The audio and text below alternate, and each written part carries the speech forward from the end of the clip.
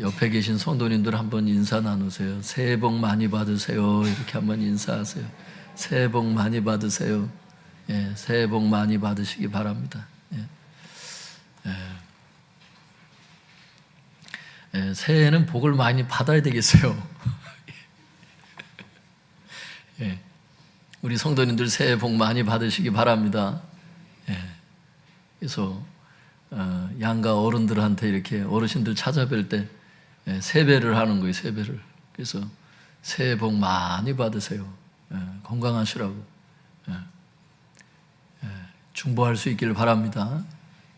우리 성도님들은 우리 혼자만 잘 살면 되는 사람들이 아니고 아브라함의 그 복이 임해 있잖아요, 우리 가운데. 그래서 우리를 통해서 우리가 알고 지내는 그런 모든 지인들이, 친척들이, 가족들이 다 복을 받는 그런 하나님의 정말 축복의 그 통로들이 다 돼야 돼요.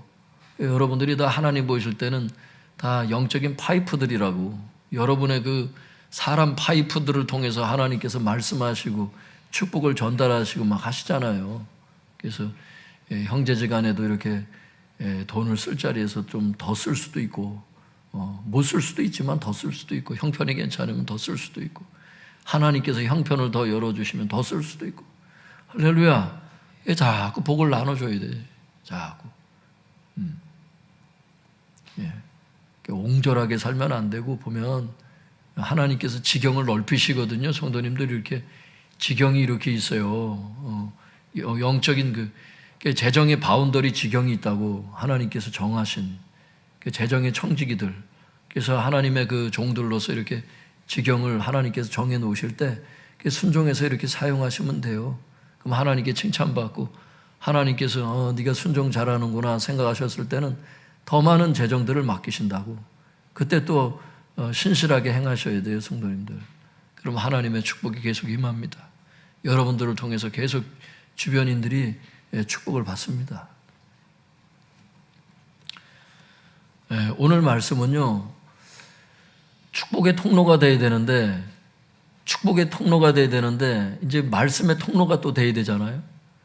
물질뿐만 아니라 이제 말씀을 전하는 사람들, 복음을 전하는 사람들, 진리가 전하는 마이크들이 다 돼야 되잖아요.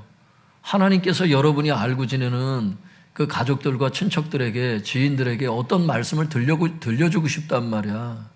저는 지금 여기서 설교를 하지만 여러분들은 세상에 나가서 설교자들 역할을 할 때가 있다니까. 주님께서 옆 사람들에게 어떤 말씀을 전하라고 할 때 그걸 전하는 통로가 돼야 돼요. 그런데 하나님께서 오늘 주시는 말씀은 뭐냐면, 어떤 사람들에게는 그렇게 전하면 안 된다는 말씀이야. 그렇게 해야 여러분들이 다치지 않는다는 겁니다. 목사님 복음을 전하고 그동안 교회에서 배웠던, 성경 읽었던 그 진리의 말씀을 막 전하면 안 됩니까? 전해야 돼요. 전해야 되는데 사람을 봐가면서 전해야 되는데, 주님께서 오늘 말씀의 골자입니다. 목사님 저는 그런 소리 못 들어봤는데요. 못 들어봤어도 성경에 있어요, 여러분. 그래서 어떤 사람들에게는 하나님께서 그런 말씀을 전하지 않기를 원하는 사람도 있어요. 오늘 말씀을 우리가 보도록 하겠습니다. 한번 제목을 따라해 주시기 바랍니다. 말씀 사역을 안전하게 감당하는 방법. 말씀 사역을 안전하게 감당하는 방법. 말씀 사역을 해야 되는데, 우리가 목사든 성도든 누구든 말씀 사역은 누구나 다 하는 거거든요, 여러분. 믿으십니까? 설교단에서만 한다고 꼭 설교가 아니에요, 여러분. 불신자들에게 복음 전하는 것도 다 설교가 되거든요. 그 사람들에게는. 말씀 사역은 누구나 해야 되는데, 가정 예배를 할 때도 마찬가지고 다 사역이잖아요, 말씀 사역들. 그래서 말씀 사역을 해야 되는데 안전하게 감당해야 되잖아요. 내가 다치면 안 되잖아. 주님 우리가 다치는 걸 원치 않으시니까. 어떤 사람은 순교하는 사람들도 있잖아요. 그런 특별한 사명을 가진 사람도 있지만 다 순교하냐고. 그게 아니라니까. 그래서 안전하게 말씀 사역을 감당하기 위해서 어떻게 해야 되느냐. 오늘 말씀 마태복음 7장 6절 같이 읽어보겠습니다. 시작. 거룩한 것을 개에게 주지 말며 너희 진주를 돼지 앞에 던지지 말라. 그들이 그것을 발로 밟고 돌이켜 너희를 찢어 상하게 할까 염려하라. 성도님들, 거기 보시면요, 이런 말씀이 있어요. 거룩한 것이 있다는 거야. 거룩한 말씀을 얘기를 하죠. 이제 쭉 읽어보면 거룩한 말씀을 개와 같은 사람들에겐 던지지 말라는 거야. 너희 진주와 같은 말씀을, 하나님께서 우리에게 진주와 같은 말씀을 주시는 것을 알 수 있길 바랍니다. 근데 그 진주와 같은 말씀을 돼지 같은 사람들 앞에 던지지 말라는 거예요. 왜냐? 그들이 인칭 대명사를 쓰는 걸 보니까, 그죠? 개와 돼지가 짐승을 얘기하는 게 아니라는 걸 알 수 있죠. 그것이라고 얘기해야 되지, 그러면. 일반 짐승들을 얘기를 하려. 그들이 사람을 얘기를 한단 말이에요. 여기에서 개와 돼지가 의미하는 게. 그들이 그것을 발로 밟는다는 거예요. 거룩한 말씀을 주잖아? 진주와 같은 말씀을 주잖아? 그럼 발로 밟는 사람들이 있어요, 여러분. 가치를 몰라. 그래서 그걸 발로 밟고 돌이켜서 너희를 찢어 상하게 한다는 거야. 원문에는 염려하라는 말은 없어요. 번역하면서 이게 들어갔는데, 찢어 상하게 할 수 있다는 얘기죠. 그러니까 조심하라는 거예요. 말씀을 아무한테나 전하지 말라는 거예요. 개와 돼지가 누군지를 알아야 된다는 거지. 거기 한번 보겠습니다. 그래서 이 주석에, 이 학자들이 한 40명이 모여서 지었던 그 주석에 보면은 이 구절을 이렇게 설명하고 있다고요. 본절은 1절에서 5절의 연속된 교훈으로 보는 것이 보다 타당하다. 1절에서 5절이 뭐예요? 지금 우리가 6절을 읽었잖아요. 지난 시간에 1절에서 5절까지 읽었잖아요. 그게 뭐예요? 비판하지 말라. 거기에 대한 연속된 말씀이라는 거, 이게. 그래서 뭐라 그러냐? 즉 예수께서는 제자들이 형제들을 비판하지 말라는 교훈을, 그러니까 예수님이 지금 조금 전에 5절까지 비판하지 말라는 말씀을 전하니까 이 믿음의 성도들이 예수님 말씀 듣고서는 다른 사람을 비판하면 안 되는구나, 이래 놓고서 사람들을 분별을 못할까 봐 이 말씀을 주셨다는 거예요. 계속 읽어볼게요. 즉 예수께서는 제자들이 형제를 비판하지 말라는 교훈을 잘못 이해해서 자칫 본질적인 죄악에 대해서조차 묵인하라는 뜻으로 받아들일 수 있는 가능성에 대비해서 본절에서 영적 분별력을 갖고 죄악과는 구별된 삶을 살도록 제자들에게 교훈하고 계신 것이다. 그러니까 형제를 비판하진 말아야 되지만 사람을 분별을 해서 그 사람들처럼 살면 안 되잖아. 믿습니까? 그러니까 비판하진 말아야 되지만 사람은 분별을 해야지. 깨달으시죠? 지금 이게 뭔 얘기인지. 예. 사람은 비판하지 말아야 되지만 그 사람이 어떤 사람인지는 분별을 해서 그 사람들처럼 살면 안 되는 거예요. 한편 여기서 거룩한 것과 진주라고 하는 것은 천국 복음을 상징하고, 개와 돼지는 복음에 대해 적대적이며 의도적으로 성령을 회방하는 자들을 상징하는 것으로 볼 수 있다. 예수님 당시에 바리새인들과 서기관들이 바로 예수님을 적대시하고 의도적으로 복음을 회방하는 개와 돼지 같은 자들이었다. 여러분, 바리새인과 서기관들이 어땠어요? 예수님께서 진주와 같은 말씀, 거룩한 말씀을 얼마나 많이 주셨어. 그런데 어떻게 예수님을 찢으려고 그러잖아. 그런 사람들이 지금도 있다는 거예요. 그래서 여기서 개와 돼지가 뭐라고요? 복음에 대해서 적대적인 사람들, 의도적으로 성령을 회방하는 자들, 이런 사람들이 지금도 있다는 거예요. 그리고 거룩한 것과 진주는 뭘 상징한대요? 천국 복음을 상징한다고. 이것을 마틴 로이드 존스 목사님은 산상설교 전체를 얘기를 한다, 이렇게 얘기를 하죠. 그게 천국 복음이에요, 여러분. 산상수훈에 나오는 교훈 자체가 다 천국 복음이야. 같은 말입니다. 이 산상수훈과 같은 이런 말씀들, 이렇게 좋은 말씀들을 이런 개와 돼지 같은 사람들에게, 말씀을 전하면 공격하는 사람들에게 함부로 전하지 말라는 거예요. 그래서 너희들이 안전하게 사역하라는 거예요. 그 밑에 조금 더 보겠습니다. 너희를 찢어 상할까 염려하라. 이 구절에 대해서는 어떻게 주석에 나와 있냐면, 이는 개와 돼지가 거룩한 것과 귀한 진주를 알아보지 못하고 오히려 좋은 것을 준 자를 공격한다는 내용이다. 결국 본절은 복음의 가치를 알지 못하는 바리새인과 서기관들에게 복음을 전해도 소용이 없고 오히려 복음 전파자들을 핍박할 것이라는 예수님의 예언과 같은 말씀이다. 여러분, 아무리 좋은 말씀을 전하면 뭐래? 여러분들이 성경 말씀을 전하고 복음을 전하는데 다 받아들입니까? 오히려 공격하고 찢어서 상하게 하는 사람들이 있다고. 이런 사람들에게 그렇게 전하지 말라는 거예요, 주님께서. 여러분, 어차피 복음은 겸손한 사람이 듣게 돼 있어요. 성경 말씀도요, 겸손한 사람이 듣게 돼 있어. 예수님은 성경에 보면요, 아무한테나 복음을 막 전했다고 생각해, 사람들이. 성경 읽어보세요, 여러분. 가난한 자에게 복음이 전파된다, 이렇게 돼 있어요. 겸손한 사람들이 말씀을 듣게 되는 것을 알 수 있길 바랍니다. 여러분들이 여기를 어떻게 나왔느냐? 다 하나님의 은혜인데 하나님께서 복음을 누구를 통해서 전하든지 여러분의 심령이 겸손해서 말씀을 들었어요. 그래서 이 자리에 있는 거라고. 복음을 전하는데 오히려 공격하는 사람들이 있어.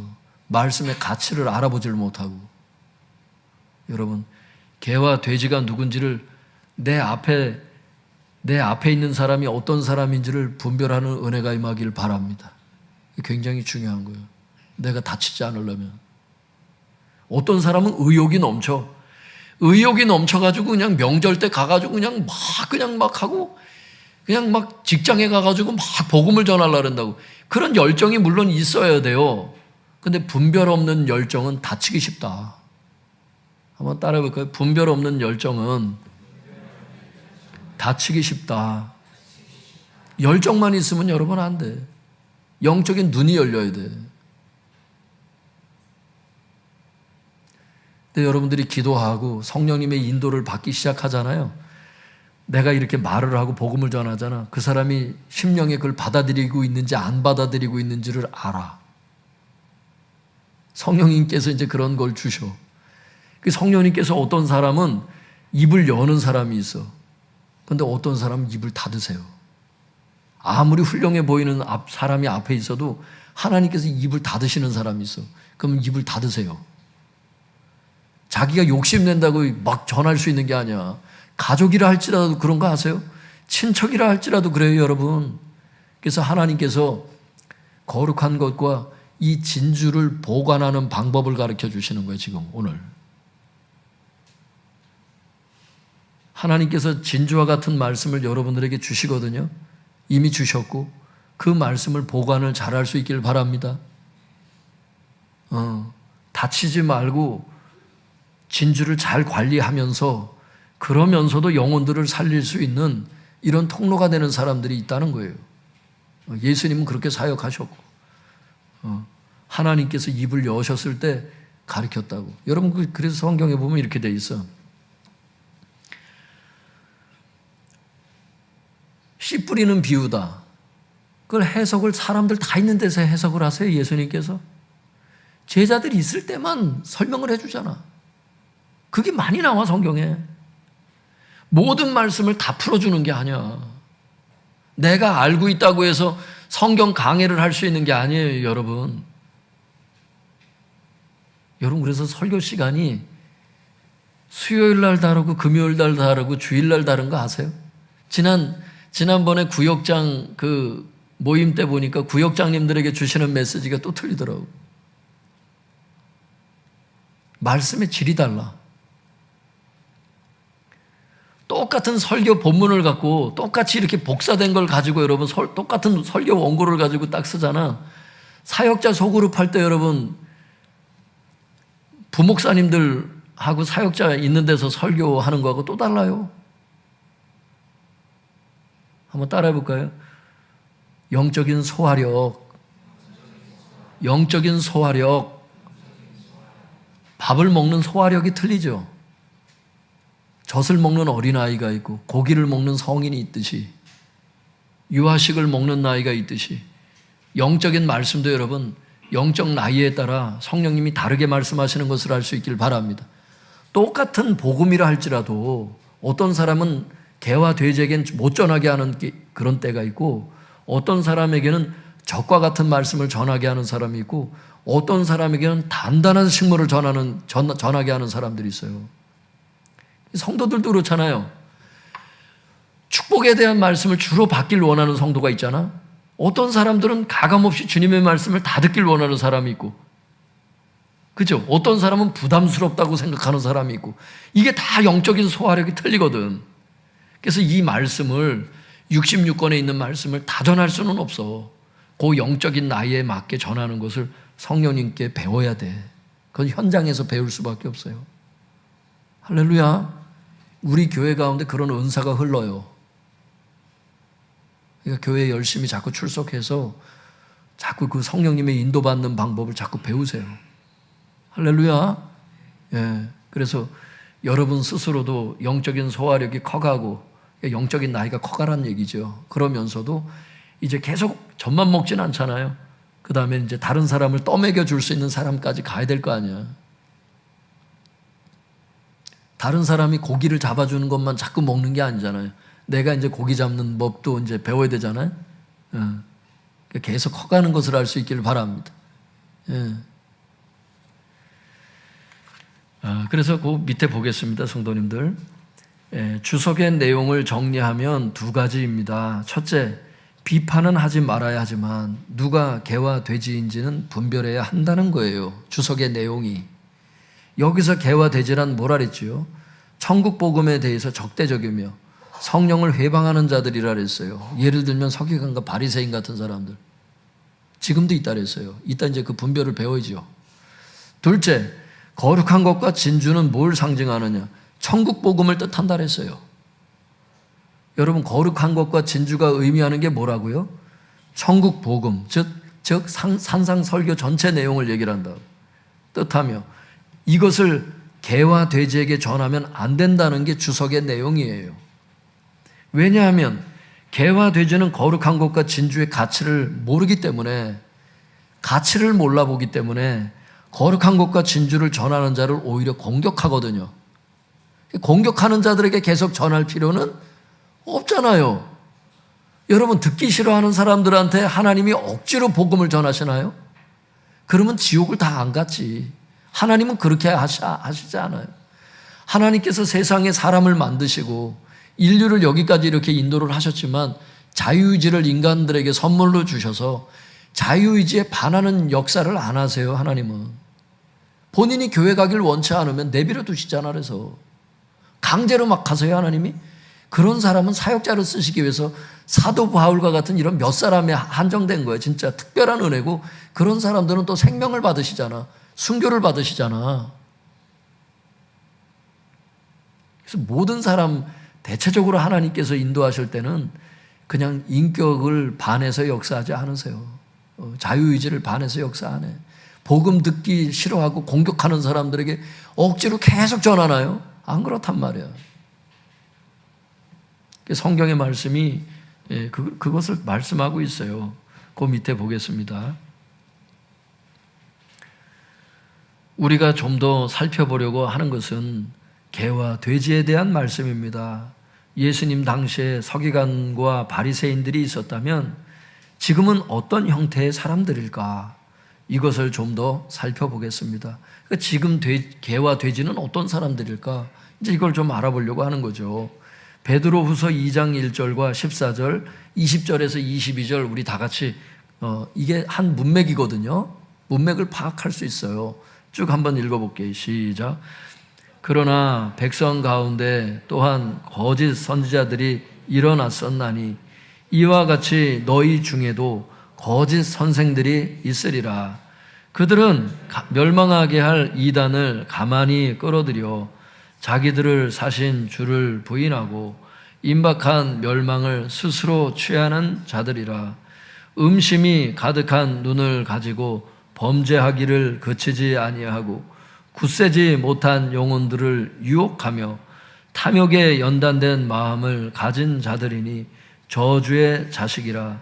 만일 그들이 우리 주 대신 구주 예수 그리스도를 알므로 세상의 더러움을 피한 후에 다시 그 중에 얽매이고 지면 그 나중 형편이 처음보다 더 심하리니 의의 도를 안 후에 받은 거룩한 명령을 저버리는 것보다 알지 못하는 것이 도리어 그들에게 나으니라. 참된 속담에 이르기를 개가 그 토하였던 곳에 돌아가고 돼지가 씻었다가 더러운 구덩이에 도로 누웠다 하는 말이 그들에게 응하였도다. 1절에 보면 거짓 선생들이 있잖아요. 성도님들 1절 말씀에 보면 거짓 선생들이 있을 거라고 말씀하세요. 너희 중에도 거짓 선생들이 있으리라. 그 거짓 선생들이 하는 일이 14절에 나오죠. 뭐예요? 굳세지 못한 영혼들을 유혹하는 일을 해요. 굳세지 못한 영혼들을 유혹한다는 말이 무슨 말인가? 믿음이 약한 영혼들을 미혹한다고. 그 말씀도 제대로 몰라. 믿음이 연약해. 이런 사람들을 유혹하는 거야. 미혹하는 거야. 그래서 이단에 빠지게 하잖아요. 말씀에 제대로 서 있는데 왜 이단에 빠져? 믿음이 약하니까 빠지는 거거든. 그게 거짓 선생들이 하는 일이라는 거예요. 그리고 20절에 그들이 나오잖아요. 여기서 그들이란 거짓 선생들만 의미하는 건 아니에요. 그 거짓 선생들과 그들에게 미혹된 배교자들을 얘기를 해요. 거짓 선생들이 있었으면 그 거짓 선생들의 말을 들었던 사람들이 있었을 거 아니야. 그 거짓 선생들을 따라가는 사람들이 있을 것 아니야. 그러니까 지도자도 잘 선택을 해야지. 그 사람들을 그들이라고 얘기를 한 거야. 그리고 22절에 바로 그들을 가리켜서 뭐라 그러는 거예요? 개와 돼지라고 말씀하는 거예요. 이 개와 돼지가 어떤 특징이 있어요? 22절에 보니까 개가 그 토하였던 곳에 돌아가고 그 회개해서 구원을 받았는데 다시 이단에 빠진다든지, 회개했는데 다시 그 죄를 주워 먹는다든지. 여러분, 시골에서 저는 개가 이 주워 먹는 걸 봤거든요. 이게 좀 더러운 얘기긴 하지만 이게 애기들이 이제 응아를 하잖아. 그럼 그 개가 와서 먹거든. 굉장히 맛있게 먹는 것을 알 수 있길 바랍니다. 여러분들이 보신 분들이 있죠. 어르신들은 개가 굉장히 맛있게 먹어요. 예. 막 개가요 이렇게 하여튼 그래. 그래서 하여튼 특징을 얘기할 수밖에 없으니까 이게 먹었던 것을 또 토했다가 뭐 또 먹고 막 이래. 그 개가 그 토했던 곳에 또 돌아가는 거예요. 토했던 걸 다시 주워 먹는 거예요. 사람이 회개를 했으면 그냥 죄를 떠나야 되는데 회개를 해놓고 다시 그 죄를 또 주워 먹는 개와 같은 사람이라는 거예요. 이게 성경에 이게 기록되어 있는 거예요. 돼지가 또 어떤 특징이 있어요. 돼지를 여러분 아무리 씻어놔봐. 그리고 돼지우리에 집어넣어봐. 돼지는 깨끗한 걸 모르잖아. 돼지가 씻었다가 더러운 구덩이에 도로 누웠다는 말이 그들에게 응하였도다. 주님께서 깨끗이 보혈로 샤워시켜 주셔서 근데 다시 더러운 구덩이에 다시 들어간다는 거야. 죄악 구렁텅이에 다시 들어간다는 거야. 그게 개와 돼지라는 거야. 이런 개와 돼지 같은 사람들에게는 복음을 전하지 말라는 거야. 뒷장 넘겨볼까요?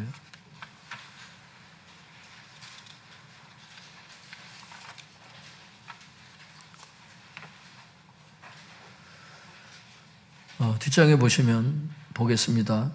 결론적으로 베드로후서 2장에서 개와 돼지는 누구입니까?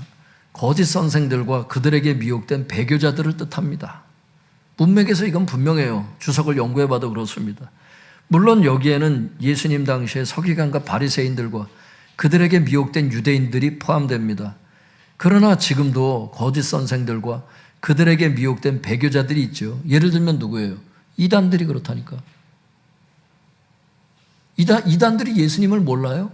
알아요. 아는데 다시 개와 돼지가 됐잖아. 그래요. 대표적인 이단에는 어떤 게 있어요? 통일교 있죠. 여호와의 증인이 있죠. 몰몬교, 안식교, 안상홍 정인회, 신천지, 기쁜 소식 선교회, 천주교. 이게 여러분 대표적인 한국의 이단들이잖아. 통일교는 왜 이단이라고 그래요? 전통교회에서. 교주 문선명 씨를 재림 예수라고 주장하기 때문에 이단인 거예요, 여러분. 문선명 씨가 돌아가셨어요? 안 돌아가셨어? 죽었어요. 언제? 2012년도에 죽었어. 그런데도 지금도 문선명을 지금도 추종하고 재림 예수라고 생각하잖아요. 근데 예수님이면 분명히 부활을 해야 되는데 이 사람은 부활을 안 해.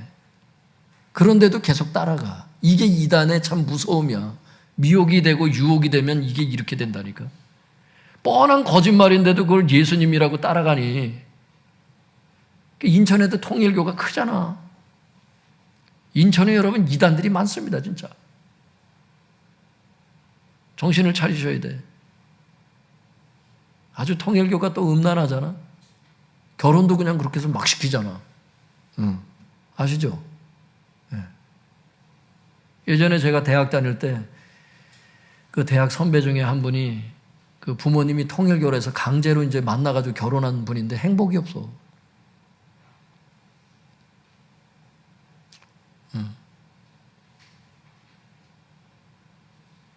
선배가 얘기를 하더라고. 통일교는 교주 문선명을 재림 예수라고 주장하기 때문에 이단이에요. 이런 이단에 가입되면 안 돼요, 여러분. 구원이 없잖아.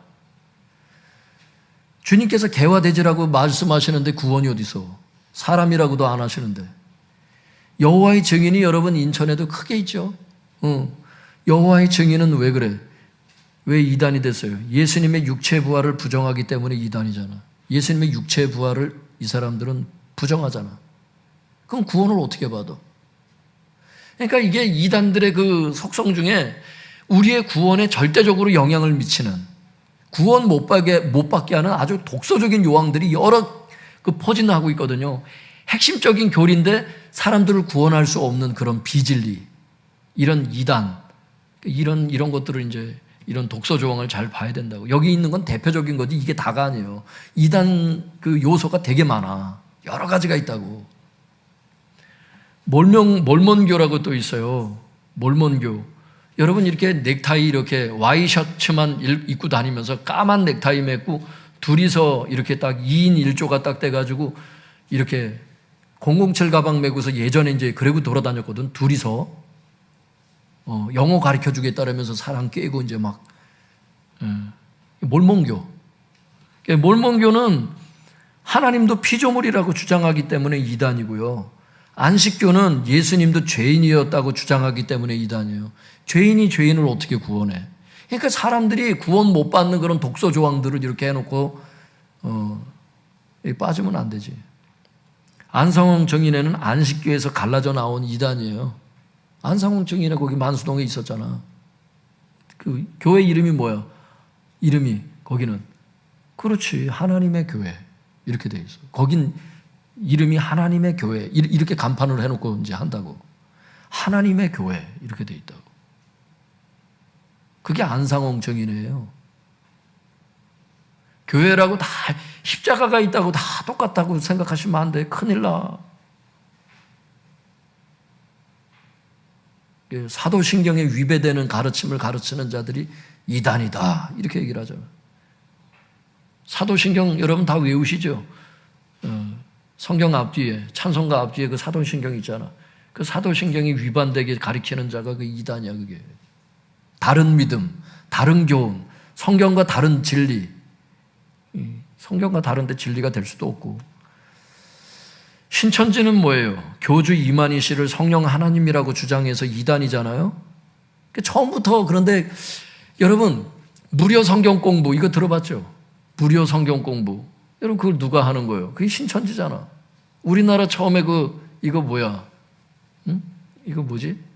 이거 퍼뜨리는 그 감기 그거 뭐야 그거? 코로나 참. 왜 코로나가 생각이 안? 코로나 저 아래 지방 다 퍼뜨려 가지고 우리나라 난리친 게 신천지 아니야? 교주 이만희 씨를 그때 막 사람들이 가가지고 잡아 가려고 딱 들어갔는데 어디 들어가 있어서 큰 별장에서 나오죠. 그래.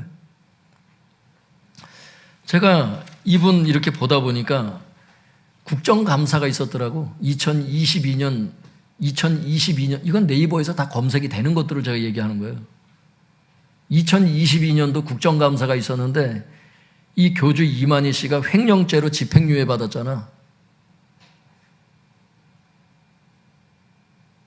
여러분, 이분이 국가에서 죄인이라고 이게 이미 결정이 난 사람이야.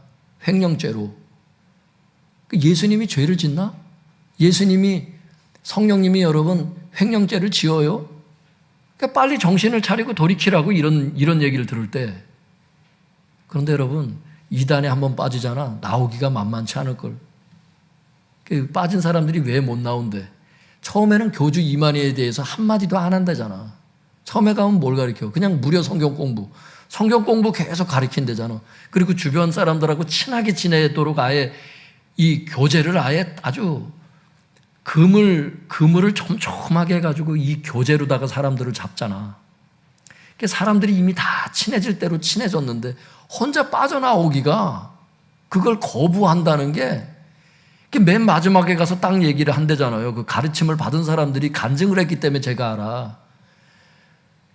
우리는 사실은 신천지고 교주 이만희 씨는 성령 하나님이다. 이렇게 얘기를 한대. 그럼 그 두려움과 그 공포심이요. 그게 그 떨림이 전철에 가는데 막 손이 부들부들 떨린대. 그래도 누구한테 전할 사람이 없어 자기를 가르쳐준 사람한테 전화할 수밖에 없다네. 또 그 사람한테 또 전화가 온대요. 그러면 막 또 이제 위로를 해준대. 거짓 위로를 막 해주면서 처음엔 그럴 거야. 처음엔 놀랬을 거야. 얼마나 놀랬겠어. 나도 처음엔 그랬어. 이러면서.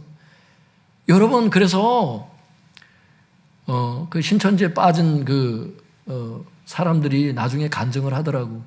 교회 밖에서 성경 공부하지 말래. 아는 선교사님 소개시켜준다고, 아는 선교사님 만나러 가겠냐고. 그래도 가지 말래.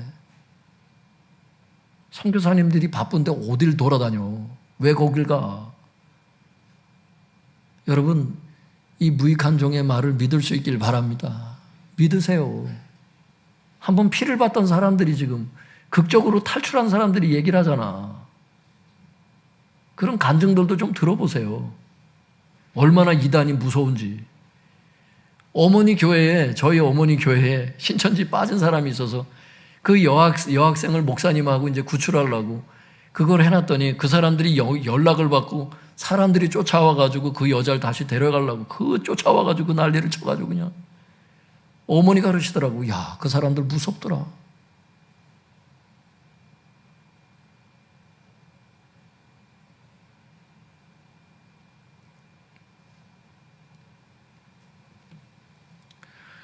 사람 심리가 희한해요.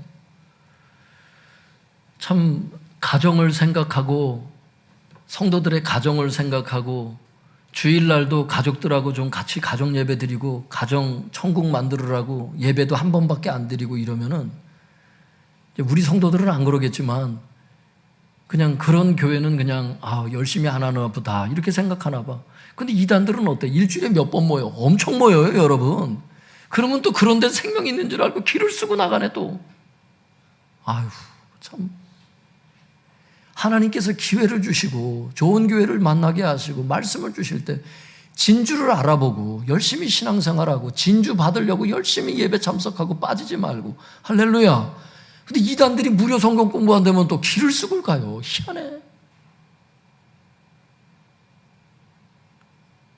여러분, 그래서 우리가 이 영적 분별력이 있어야 되는 것을 알 수 있길 바랍니다. 개와 돼지를 분별할 수 있는 눈이 임할 수 있길 바랍니다. 예. 기쁜 소식 선교회라고 여러분 구원파 있어요. 여기는 구원을 받았기 때문에 어떤 죄를 지어도 회개할 필요 없다고 생각하는 사람들이에요. 한국교회, 특별히 장로교회가 꼭 구원파 비슷한 그런 쪽으로 지금 흘러가가지고 교계의 어른들이 지금 대단히 지금 걱정하고 있거든요. 그 중에 한 분이 누구야? 세계적인 석학. 김세윤 박사가 굉장히 걱정하잖아. 한국교회에 대해서. 꼭 구원파 비슷한 교리를 가졌다고. 한 번 구원받은 사람은 영원히 구원받는다. 막 이래가지고 막 죄를 지어도 막 교회를 지금 안 다니고 막 예수님을 버렸는데도 나는 처녀 때 예수님을 영접했기 때문에 나는 구원받는다. 이렇게 생각한다니까? 근데 김세윤 박사가 뭐래? 과거적 칭의가 있고 현재적 칭의가 있고 현재적 칭의를 살았던 사람이 마지막 칭의, 궁극적인 칭의를 받는다는 거 아니에요? 신학적으로도. 근데 여태 신앙생활하다가 뭔 구원이 있어? 아이고, 이 거짓 복음이 그냥 한국 교회 가운데 그냥 얼마나 역사라는지. 여러분, 구원파는 어떤 교리야? 그래서 거기 보면 기쁜 소식 선교회, 구원파는 회개를 계속한다는 것은 구원받지 못한 증거라고 얘기를 해요. 죄인인 것을 고백하면 지옥 간다라고 주장을 해요. 한번 구원받았기 때문에 이제 회개할 필요가 없다는 거예요. 이게 무슨 말이에요? 율법 폐기론이에요, 여러분. 이 율법 폐기론을 주장하는 사람은 이단이거든요. 그 누구라 할지라도. 율법 폐기론을 가르치기 때문에 이단이 됐다고. 여러분 조심할 수 있기를 바랍니다. 장로교가 다 잘못됐다는 게 아니라 그런 식으로 가는 게 잘못됐다는 거예요.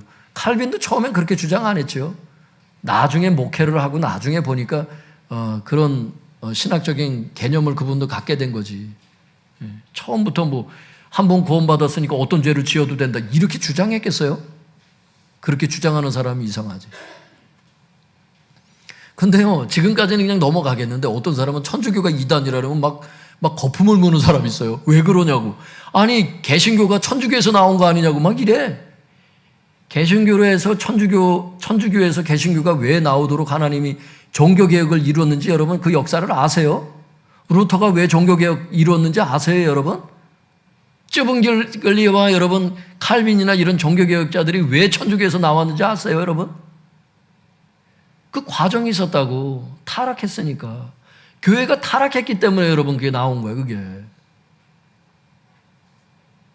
한 가지 예가 그거였잖아. 여러분 가운데 불신자가 죽었다 할지라도 여러분이 헌금을, 그 사람 이름으로 헌금을 많이 하면 그 사람이 천국으로, 여러분이 동전이 헌금함에 땡그랑 떨어지는 순간에 그 영혼이 지옥에서 천국으로 갑니다. 이렇게 거짓으로 가리켜서 성 베드로 성당을 짓고 면죄부를 주고 그렇게 했던 거 아니야. 여기에 루터가 광고를 한 거 아니야. 그게 뭐냐고, 그게. 믿음으로 구원을 받는 건데 돈으로 구원을 받냐고. 95개조 방방문 내가지고 여러분 개신교가 독립해 나온 거 아니야. 깨달을 수 있길 바랍니다. 천주교가 썩었죠. 천주교가 이단인 이유는 크게 두 가지 때문에 그래요. 그 밑에 보세요, 여러분. 이거는 네이버에서도 다 찾아볼 수 있는 얘기를 제가 다 쓰고 있다니까. 천주교가 이단인 이유는 크게 두 가지 때문이에요. 첫째, 천주교는 잘못된 구원론 때문에 이단입니다. 천주교는 1917년에 마리아를 은총의 중재자라고 확정 발표했죠. 그러나 성경은 오직 예수 그리스도만이 유일한 중재자라고 말씀하고 있잖아요. 마리아를 통해서 구원을 받는 게 아니에요. 마리아한테 기도를 하는 게 아닙니다. 하나님께 기도하라 그랬어요. 주기도문에 보면. 믿습니까? 왜 마리아한테 기도를 하냐고. 하나님께서 마리아를 통해서 예수님을 성령으로 잉태하게 하셔서 하나님의 도구로 쓰신 것은 맞지만 그가 은총의 중재자가 될 수 없고 그도 한 인간일 수밖에 없는데 왜 그에게 기도를 하냐고. 왜 성자들한테 기도를 하냐고. 그래서 여러분 천주교를 가보세요.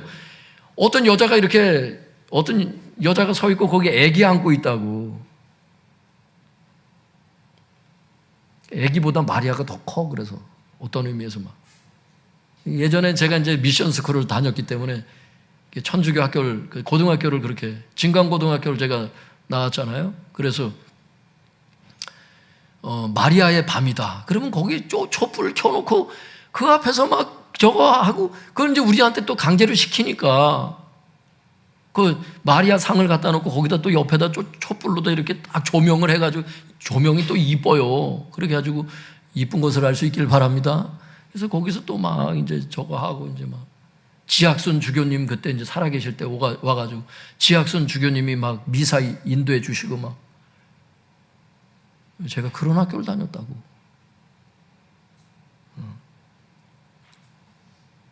겉으로는 되게 경건이 있는 것 같은데 교리로 들어가 보면은 이런 이단적인 요소가 있다니까. 둘째, 천주교는 왜 이단이에요? 잘못된 성경관 때문에 이단이에요. 분명히 아시라고.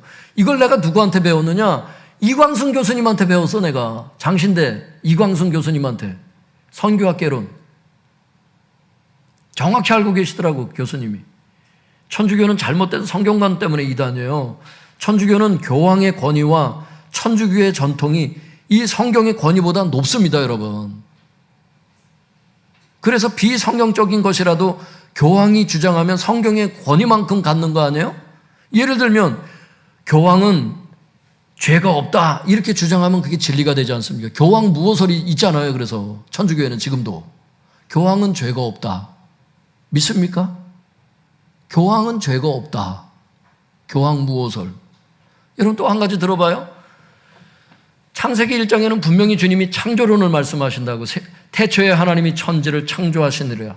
근데 여러분 요한 바오로 2세인가 그걸 얘기를 했잖아. 진화론이 맞다 이렇게 얘기를 했잖아. 그러니까 진화론을 여러분 받아들이잖아. 또 천주교에선. 제가 지금 없는 얘기를 하는 거예요, 여러분? 역사적인 얘기를 하는 거 아니야, 내가 지금. 누구나 아는 얘기를 하는 거 아니야, 내가 지금. 천주교를 공격하는 거예요, 내가? 알라는 거예요, 천주교의 실체를. 겉으로 보이는 경건하고 다르다니까, 속 내막을 들어가 보면. 진화론을 주장하면 창세기 1장에서 아무리 하나님이 세상을 창조했다 할지라도 진화론이 맞다는 거예요, 여러분. 그게 뭔 교회야, 그게. 그리고 여러분, 십계명에 보면은 하나님을 비교해서 우상을 만들지 말고 섬기지 말라는 계명이 있죠. 그 두 번째 계명이 없어. 왠 줄 아세요? 거긴 신상을 섬기니까. 그래서 막 여러 가지 성인들을 다 막 이 석상을 만들어 놨잖아. 벌써 마리아부터 그 천주교에 가보면 그런 게 있어요. 하여튼간 그런 걸 다 해. 그러니까 2계명을 싹 뺐잖아. 그리고 10계명을 2개로 나눠 놓았잖아. 그래 놓고 10계명이라 이렇게 가르치잖아. 진짜 가보세요. 제 말이 거짓말인지. 교리가 그러니까.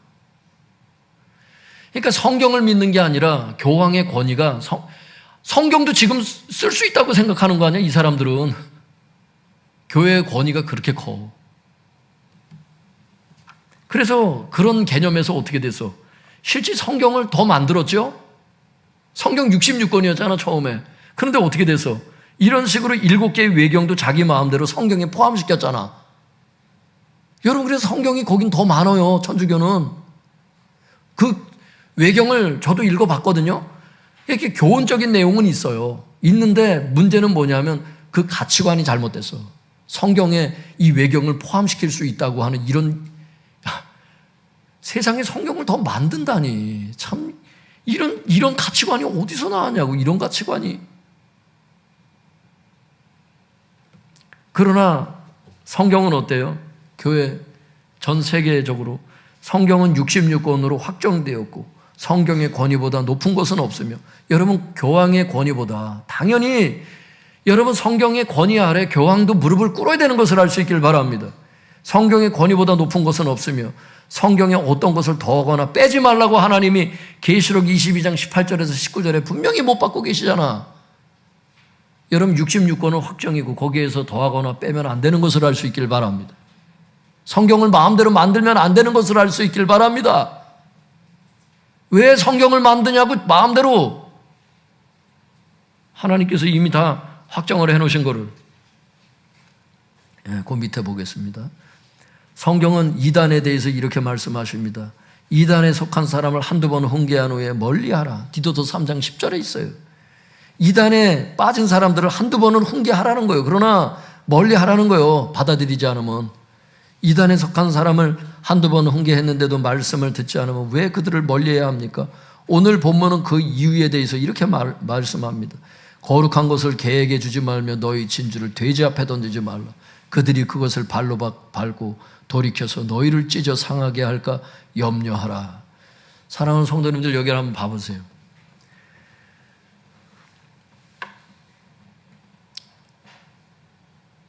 사람이 신앙생활을 하는데, 여기 잘 보세요. 사람이 신앙생활을 하는데 말씀을 배우고 열심히 신앙생활하는 건 좋아요. 근데 맨 마지막에 천국 들어가기 전에 함정이 하나 있어. 그게 이단이야. 나름대로 자기가 성경을 알았다고 생각하는 사람들도 이단에 막 빠지더라고. 그래서 여러분 신약 성경을 잘 봐보세요. 계시록 전에 뭐가 있는지 마태, 마가, 누가, 요한, 사도행전, 로마서, 고린도전서, 고린도후서 쭉 읽어보면요, 마지막에 유다 계시록 이렇게 끝나잖아. 유다서 그 앞에 말씀 쭉 한번 봐보세요. 맨 마지막에는요, 요한계시록, 이제 재림에서 오실 예수님 그 전에 교회 경고하시는 게 이단을 조심하라고 계속 말씀하셔. 그러니까 우리가 천국 가기 전에 마지막으로 조심해야 될 게 이단이야. 근데 교회들은, 많은 사람들은 이단을, 아니 나 같은 사람이 이단에 빠지겠어? 아예 그냥 신경을 끄고 사는 것 같아. 많은 사람들이 혼자 그냥 저 달나라에 사는 사람 같아. 실제 주변에서 이단에 빠진 사람들이 얼마나 많고, 우리 교회에서 이단에 빠져가지고 간 사람들이 얼만데.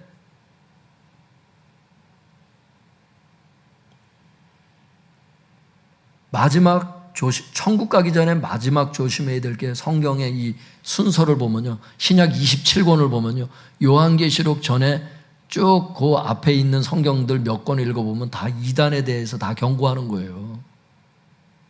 믿습니까? 성경이 조심하라 그러면 조심해야지. 왜 나는 괜찮을 거라고 생각해? 왜 조심하지도 않고? 제가 예전에 말씀드렸잖아요. 제가 농협에 갔다가 제가 이단에게 전도를 받은 사람이야.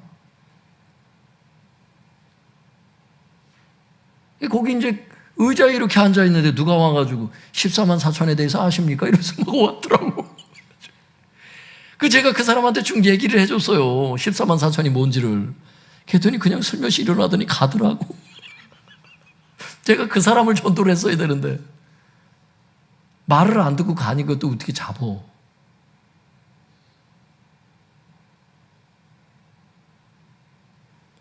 목사도 전도를 해, 그 사람들이. 예전에는 저쪽에 다른 데 살 때 띵똥띵똥 눌러요. 물 한 잔만 마실 수 있습니까? 왜 물을 우리 집에서 먹냐고. 다른 데서 안 먹고. 물이, 아니 5층 꼭대기까지 올라와서 그 물을 얻어 먹냐고. 1층도 있고 다른 데도 있는데 꼭 교패 붙어있는 집에 가서 물 달라래. 여러분, 물 달라면 열어주지 말길 바랍니다. 아니, 사람들을, 이웃을 사랑하지 말라는 게 아니야.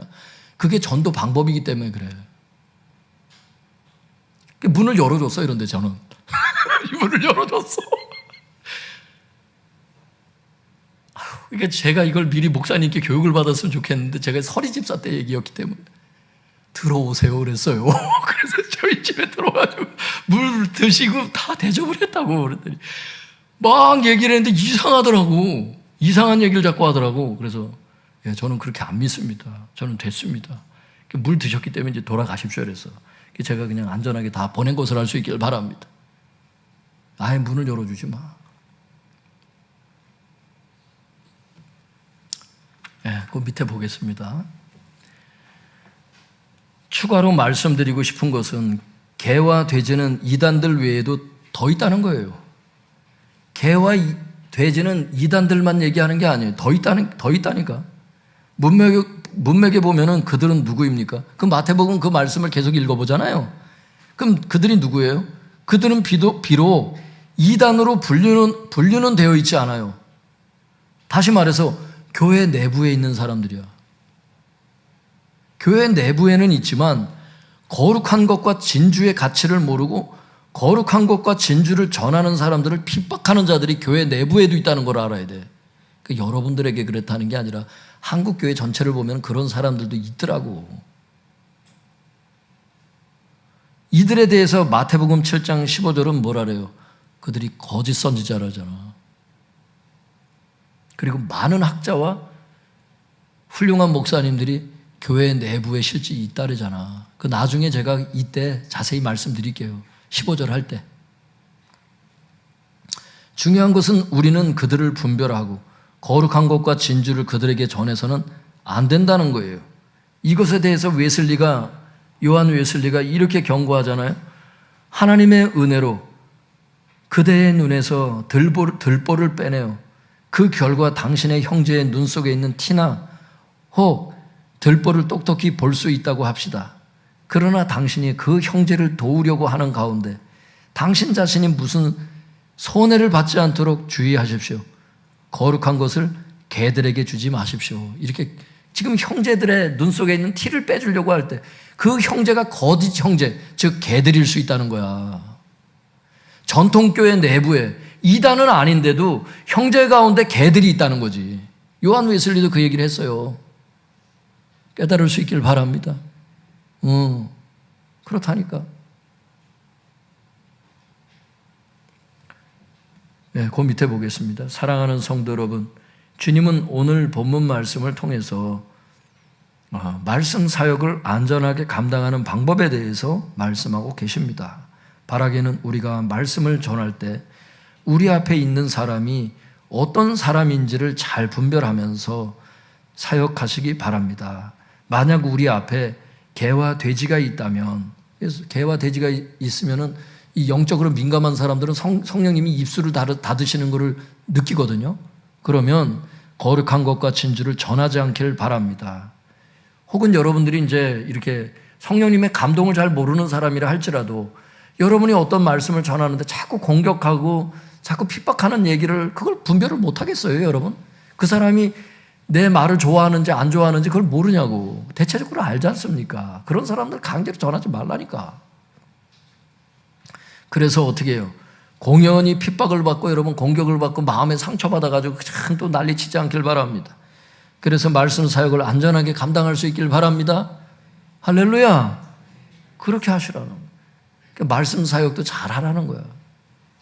그 목사님 말씀을 안 받아들이면 그러면 무조건 포기해야 됩니까? 중보기도를 하시라는 거예요. 그래서 그 사람이 마음이 누그러질 수 있도록 중보기도를 하라는 거예요. 마음을 먼저 누그러뜨린 다음에 말씀을 전해야지. 생나무를 태워봐. 그게 연기만 나서 눈만 시겁지. 눈이 맵다니까 생나무 태우면요 좀 나무를 말리는 기간이 필요하다고.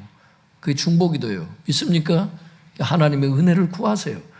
여러분 주변에 있는 또 여러분이 알고 있는 지인들, 또 여러분 오늘 말씀 사역을 어떻게 해야 되는지, 진주 관리 어떻게 해야 되는지, 욕심낸다고 말씀을 많이 전한다고만 되는 게 아니라 앞에 있는 사람을 잘 분별하면서 전해야 되는구나. 오늘 그 말씀 주시는 거 아니에요. 그러니까 하나님께 그런 은혜를 달라고 기도하세요. 네, 지혜를 달라고, 분별력을 달라고 기도하세요. 주여 주여 부르짖고 우리 통성해서 기도하겠습니다. 주여.